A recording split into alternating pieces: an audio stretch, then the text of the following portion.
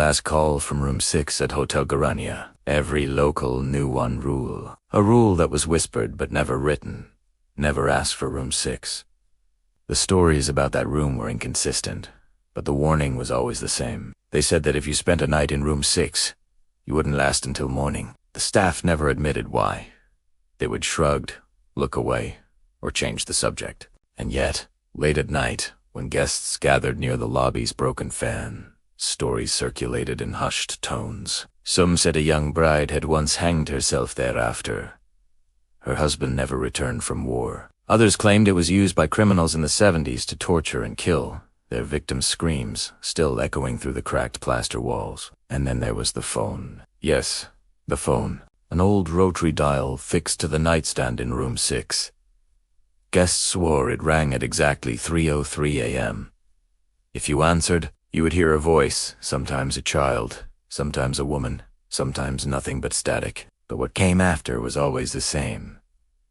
No one survived to tell the full story. Arif Rahman wasn't one for ghost tales. He was a journalist, and one who prided himself on exposing superstition for what it was, baseless fear. He had traveled across the country, debunking stories of haunted houses, cursed rivers, and possessed dolls. His editor had once called him Bangladesh's own Ghostbuster with a pen.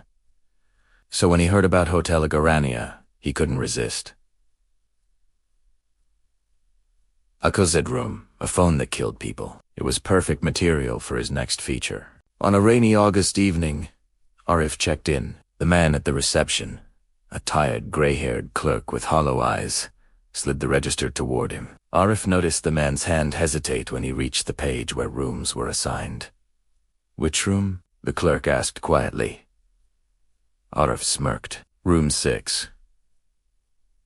The clerk's hand froze. His face paled. For a moment, he looked like he might refuse. But then, with a resigned sigh, he slid the key across the counter without a word. The brass number 6 was scratched and worn, as though someone had tried many times to erase it. Room 6 was nothing remarkable at first glance. A small, square room with faded wallpaper curling at the edges. The ceiling fan groaned as it spun, stirring the humid air. The bedspread was a dull shade of red, patched with stains. But Arif's eyes locked onto the phone. It sat on the nightstand, black and heavy, the kind of rotary dial telephone that hadn't been used in decades. Dust clung to its receiver, but the wire was intact, leading into the wall as though it still functioned. Arif set up his tape recorder. August 12th, 10:15 p.m. Hotel Garania, room 6. I will be staying overnight to investigate claims of paranormal activity, in particular the alleged phone call that occurs at precisely 3:03 a.m. He chuckled into the recorder. "Let's see what ghosts have to say." The hours passed slowly. Rain lashed against the windows, and thunder rolled across the night sky. Arif read through his notes, occasionally jotting down details. The hotel was eerily quiet. No footsteps in the hall, no sounds from other rooms, just the groaning fan and the ticking of his wristwatch. By midnight, he felt the first stirrings of unease. Not fear, exactly, but awareness. The silence was too heavy. The air too still. He tried the phone out of curiosity, lifting the receiver. There was no dial tone, only static, faint and irregular, like distant breathing. He replaced it quickly, telling himself it was nothing. At 2:45 a.m., Arif began recording again. No activity so far. 15 minutes, until the supposed call. His voice was steady, but his palms were sweating. He sat on the edge of the bed, eyes fixed on the phone. The seconds crawled by. His watch ticked louder, impossibly loud, as if marking down the approach of something inevitable. And then ring. Phone ring. Son of the sound shattered the silence, shrill and jarring. The phone's bell clanged with unnatural force, echoing through the room. Arif jolted, his recorder slipping from his hand. Ring phone, Rhine. Sonud it. Rang again, slow, deliberate. His throat went dry. This was impossible. The line was dead. He had checked it himself, yet the phone rang, louder each time, as though demanding to be answered. Ring. Phone ring sounded. At 3:03, it stopped. Arif stared at it, chest heaving. His rational mind screamed at him. Pick it up. It's just a prank.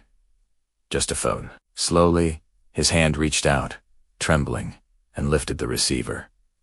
Hello? 2 seconds silence at first. There was nothing. Just silence.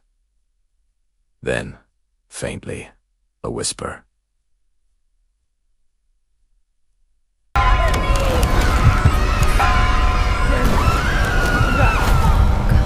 Arif. His blood turned cold. The voice knew his name.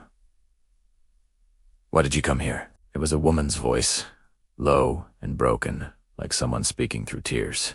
Arif's mouth went dry. Who is this? The voice trembled, then grew sharper. You shouldn't be here. He wanted to slam the phone down, but his hand refused to move. The voice continued, shifting now softer, now harsher, as though several voices overlapped. They never leave. We never leave. And then came the sound, not words, but a chorus of screams, layered and distorted, tearing through the static. Male, female, children, all shrieking in agony. Arif clamped his hand over his ear, dropping the phone. But the screams didn't stop. They filled the room, reverberating off the walls, vibrating through his bones. The lights flickered. The fan screeched to a halt. The air grew suffocating, heavy with the stench of rot. In the reflection of the cracked mirror, Arif saw them figures.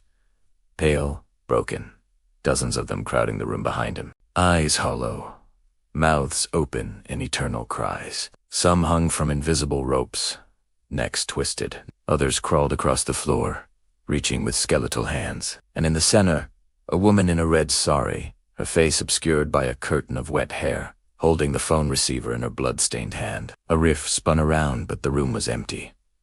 Except for the phone, still off the hook, still screaming.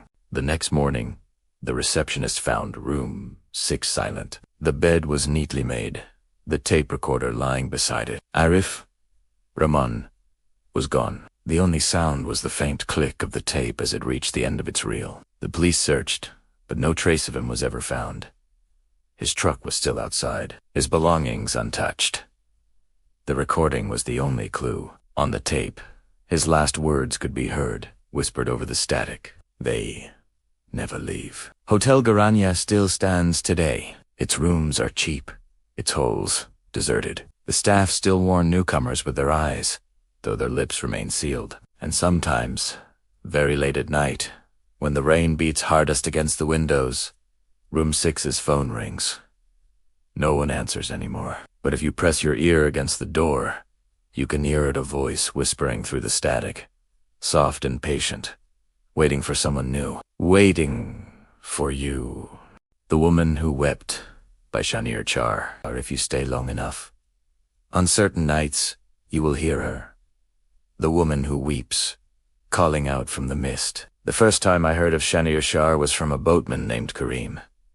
It was late evening, and our small-engine boat floated near the banks of Karim was an old man, his beard gone white, his eyes dim but sharp with memory. He told me never to cross into Shonir Char at night. Iyai chari kono jatra, shishoina, he muttered. No journey ends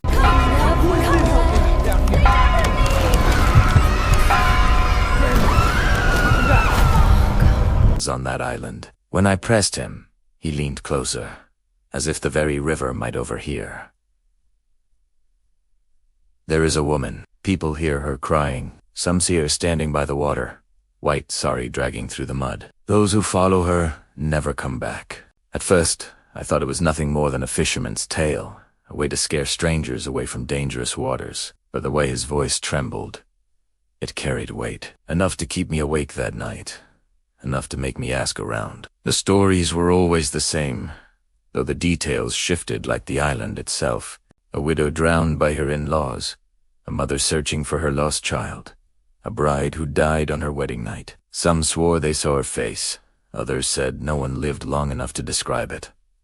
Still, curiosity has a pull stronger than fear. A week later, I found myself on a boat headed toward Shonir Char. The island rose from the river like a half-buried corpse, its soil black and wet. A few broken huts clung to the shore, abandoned long ago. Bamboo poles stuck up at odd angles, like bones. The air was heavy with silence. No birds, no crickets. Hoost, this low, steady lap of water against mud. I stepped onto the char and felt the ground sink slightly under my weight. It was unstable, soft, as if the island itself didn't want me there. I walked deeper inland, past the ruins of what had once been a village. Roofs caved in, doors hanging open, walls warped by floods. Time had gnawed at everything, yet there was an unsettling feeling, as though the people had simply left, as though they had been taken. At sunset, a thick fog crept in, rolling low over the river and smothering the land. I found shelter in a collapsed hut, sitting on the damp earth. My flashlight beam cut through the mist, weak and trembling. That was when I heard it. At first I thought it was the wind, a faint, high-pitched sound, soft and broken, but the longer I listened, the clearer it became. It was a woman, weeping.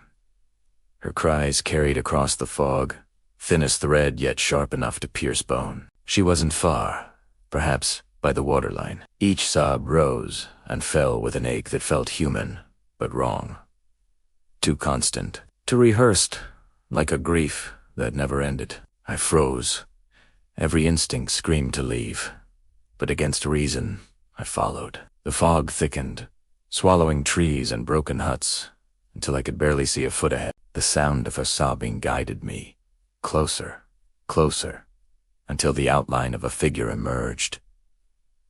She stood at the river's edge. Her back was turned, shoulders shaking with each cry. Her sari was white, drenched and clinging, the ends heavy with mud. Her hair was long, black, matted with water, trailing almost to the ground. I stopped, my throat closed, heart thudding so loud I swore she would hear. She turned her head slightly, just enough for me to see the pale curve of a cheek, glistening with tears. Her face remained hidden, shadowed by her hair. "Why? Why did you leave me?" she whispered. Her voice cracked, raw, as if it had been torn from her throat countless times before. Every part of me wanted to run, yet my feet were anchored. It felt as though the mud itself had clenched around my legs, holding me there. She turned more.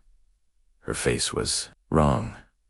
Her eyes were empty sockets, black voids weeping water instead of tears. Her mouth hung open, jaw stretched wider than it should, a keening sound pouring out. Not human weeping anymore, but something older, something the river itself might have birthed. I stumbled back. The mud sucked at my feet. The fog closed in, and her cries grew louder, splitting into dozens of voices. The sound was all around me, from the water, from the UTs, from the very air. Figures began to emerge in the mist, small ones, children, their forms thin and skeletal, eyes hollow. They stood in clusters, silent, watching her, watching me. Their skin was gray, their mouths slack, as though drowned. The woman stretched her arms toward them, her sobs turning to a wail that rattled my chest. The children moved with her, step by step, their bare feet sinking soundlessly into the mud. I broke free and ran. I didn't know where, only away. My flashlight sputtered, flickered, then died. The cries chased me, filling my head until I could no longer tell if I was running on land or water. Somehow, by a miracle, I stumbled back onto the boat. The boatman, not Kareem, but another man I had hired, was pale, gripping his oar like a weapon. He didn't ask questions. He pushed off immediately, rowing with desperate strength until the char was swallowed by fog. Only when the cries faded did I collapse to the floor, gasping, shivering, mud still clinging to my legs. Later, I asked him if he had heard her too. His silence was answer enough. To this day, no one lives on Shonir Char. Floods claim it, then return it, year after year. But always, they say, the woman remains, weeping for something or someone long gone. And if you listen closely on a foggy night near Jamalpur, you might hear her too, calling crying, waiting for someone foolish enough to answer. Because no one leaves Shonir Char untouched. Some leave with scars. Others never leave at all.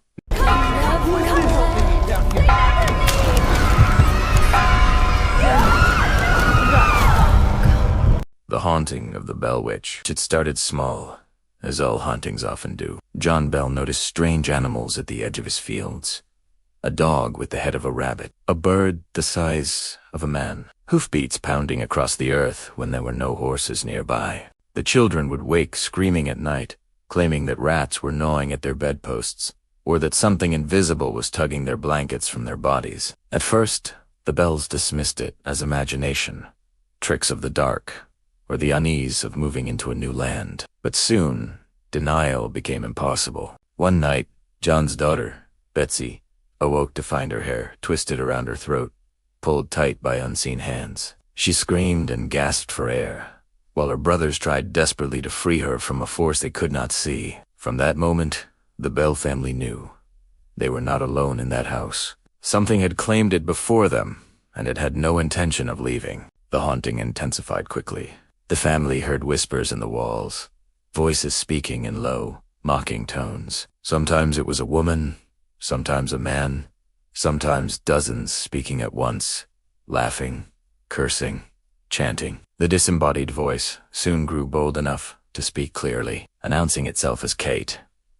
Some believed this was the spirit of a local woman accused of witchcraft. Others whispered it was something far older, a demon that had found a name to wear like a mask. Kate seemed to know everything about the family, their secrets, their prayers, even the words they spoke silently in their minds. The attacks on Betsy grew crueler. She would be slapped across the face by invisible hands, her skin left bruised and welted. She would collapse to the ground, convulsing as if a noose were tightening around her neck. Neighbors who came to witness it reported seeing actual handprints appeared upon her cheeks, as if fingers of air had struck her. No amount of prayer or pleading stopped it. Word spread quickly across the countryside. Curiosity turned the Bell farm into a destination. Skeptics came to mock and left pale and silent. Ministers came to banish the spirit and left broken by its mocking laughter. The witch grew stronger with every visit, feeding on fear, feeding on belief. She spoke of the future, predicting deaths that came to pass, disasters that followed exactly as she foretold. Her voice carried far into the night, so loud that people passing on the river could hear her calling out, laughing, shrieking into the air. Even General Andrew Jackson, who would one day become President of the United States, came to investigate. He had heard of the Bell Witch and rode with his men to the farm. His horses halted at the edge of the property, refusing to go further. Jackson himself reportedly declared, "By the eternal God, this must be the witch." That night, his men were dragged from their beds by unseen forces, their weapons bent in half, their bodies struck by fists of air. Terrified, Jackson and his men fled before dawn, unwilling to ever return. But it was John Bell who bore the worst of it. The witch seemed to hate him most of all. She cursed him daily, vowing to kill him. His health began to deteriorate. He grew weak, his body trembling, his speech slurred.